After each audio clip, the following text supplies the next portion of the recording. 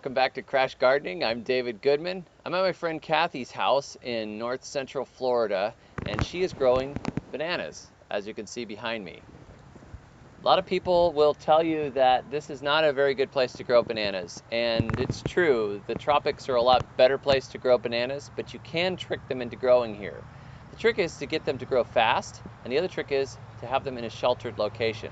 As for the growing fast, this variety is called Rajapuri, which is a more cold hardy type, but it's also a very rapid grower.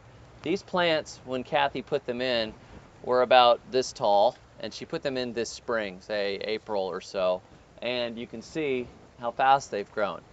The other thing that makes them grow fast is not just the fact that they're Rajapuri bananas, but the fact that she's planted them in what's called a banana circle. This is a permaculture idea, where you put your water and your fertility right at the base of a hungry crop, and banana is one of the hungriest crops.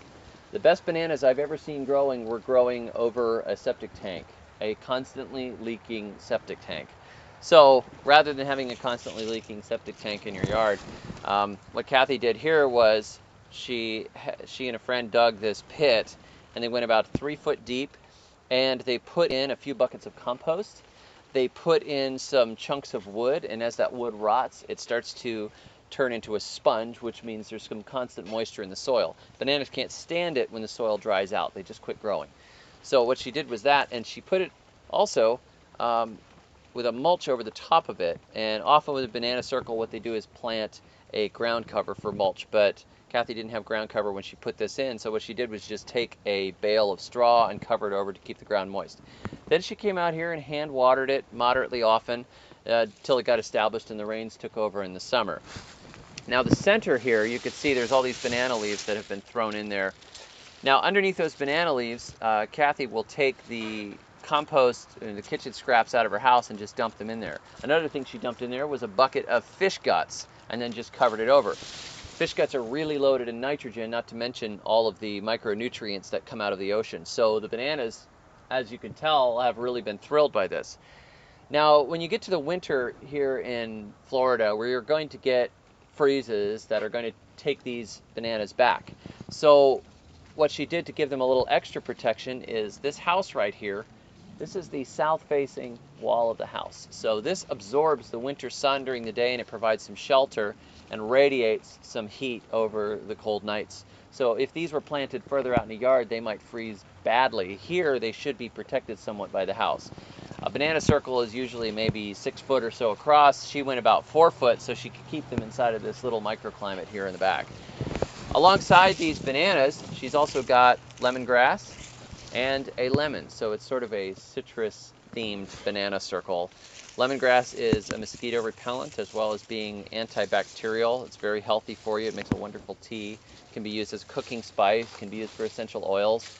And this is a Meyer lemon, which is one of the more cold hardy types of lemon for this area. And it will also benefit from being in a sheltered area and also being up next to these bananas. These bananas are not going to fruit this year, but I would say they're very close. These are the height where they usually start going. So at this time of year, it's November, they're starting to slow down in their growing because it's getting cool overnight. What's going to happen, hopefully, is that they'll get some frost damage, but the trunks will be okay. As long as the trunks don't freeze through and the bananas have to come back from the ground, if they preserve these trunks and the leaves get frozen off, they will outgrow the frost damage in the spring and they'll take off. And at this size, she should be seeing some blooms and some bananas by summer and fall of this next year.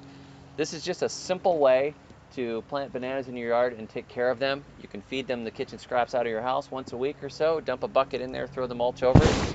And what you can also do is go around and take the banana leaves as they start to deteriorate and throw them into the middle. And any other brush that you have in your yard can go directly in here. You could probably throw beef stew and anything else you wanted in here as long as you buried it so the animals didn't take it out. And the additional rot of the banana leaves and the cover keeps it moist. If you were going to go even further, she could take this gutter off of the side of the house that's running down here on the left and run the gutter directly into the center of this, and then every time it rains it will just become a pool that waters and keeps that thing going. So this is just a little simple banana circle, and it's something you can do at home in an afternoon with a few bananas. If you have freezes, I would plant your bananas in the spring and give them time to establish like Cathy did, but it's a great little system and it's easy and you can do it yourself. So check it out, look up banana circles online, and I'm going to be putting one of these in the spring, and maybe we'll film that too. Thanks for watching. I'll catch you next time.